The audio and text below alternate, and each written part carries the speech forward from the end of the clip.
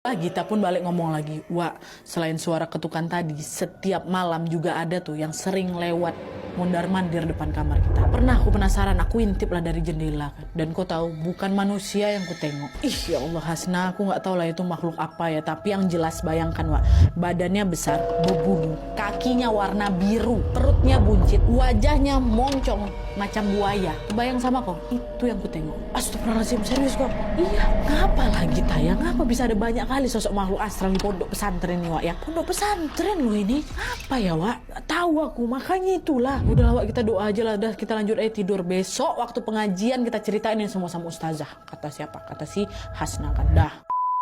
Setelah mengalami teror ketukan pintu tadi, wak, Hasna sama Gita pun mencoba untuk tidur. Meski masih ketakutan, akhirnya mereka pun juga bisa ketiduran nih. Tapi hanya berselang 1 jam aja, deh baru ya kami 1 jam tidur tuh.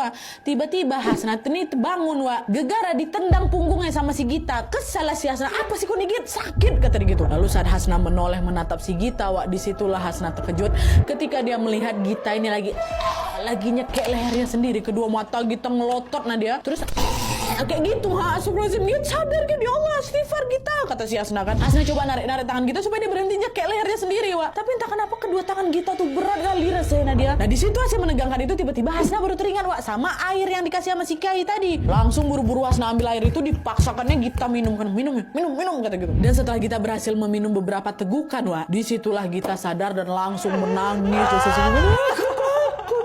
Aku takut, aku udah gak tahan di sini.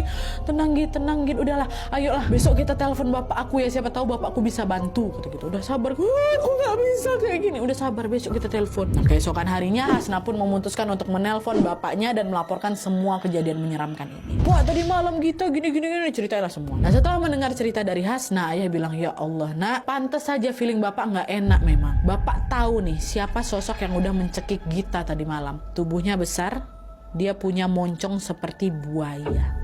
Tahu ayah Nadia, aku belum sempat cerita lagi. Aku cuma bilangnya kejadian si Gita cekik dirinya aja, soal moncong buaya yang ditengok gitu. Gita belum sempat aku kasih tahu. Ayah kok ayah bisa tahu? Gita memang pernah bilang ya kalau dia sering nengok sosok yang moncong buaya tuh. Dia memang jahat nak.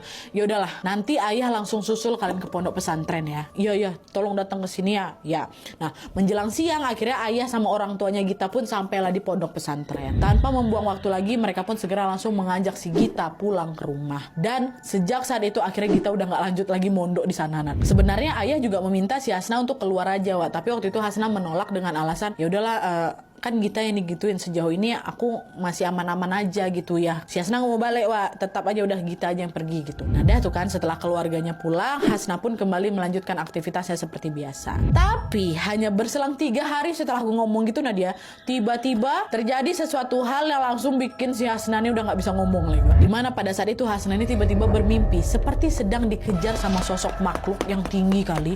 Saking tingginya yang bisa aku tengok tuh cuman kakinya aja. Bayangkan sama kalian kayak gitu. Dan ketika dia sedang berlari menghindari dari kejaran makhluk tadi, tiba-tiba si Hasna ketemulah itu sama Kia yang kapan hari sempat ngasih dia botol air tuh. Dalam mimpi itu dia ketemu. Nah Kia ini ngomong, udah saya bilang nurut sama ayahmu nak. Ayahmu sudah tahu semuanya. Kenapa kamu masih tetap tinggal di sini padahal ayahmu sudah menyuruhmu pulang? Dan setelah mengatakan hal itu, Kia itu macam diusapkannya wajahku. Nah dia pakai air dan akhirnya Hasna terbangun dari mimpi buruk. Aduh merinding aku bagian sini.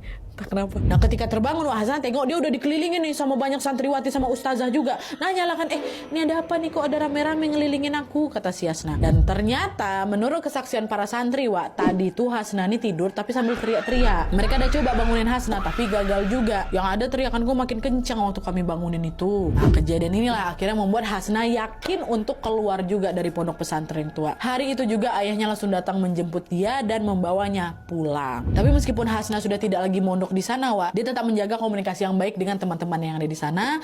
Dan beberapa hari setelah si Hasna ini keluar, dia mendengar cerita dari temannya bahwa ternyata pihak dari Ponpes itu merasa kesal sama sikapnya Hasna sama si Gita. Kenapa? Karena mereka ini menganggap Hasna sama si Gita tuh cuma cari-cari sensasi aja tuh gitu. Itu kejadian horor yang mereka alami itu cuma karang-karangan aja. Padahal ini nih salah satu part terseram yang menurut aku. Padahal tidak lama setelah Hasna sama Gita nggak mondok di sana, satu persatu teman-teman yang masih mondok di sana Wak mengaku kalau mereka mulai juga mengalami teror yang sama seperti apa yang dialami sama Hasna dan Gita. Bahkan ada salah satu santri yang juga bermimpi dikejar-kejar sama sosok menyeramkan tadi. Mimpi kurang lebih sama juga Wak, macam yang dialami sama si Hasna itu. Tapi anehnya di tengah mimpi itu dia tiba-tiba ngomong kayak gini, si sosok ini. Kata dia kayak gitu. Nah, yang si kawan yang dimimpin itu sempat cerita ke kawan-kawannya, aku dimimpiin juga lah kayak apa yang dilihat sama si Hasna di mimpinya. Cuman si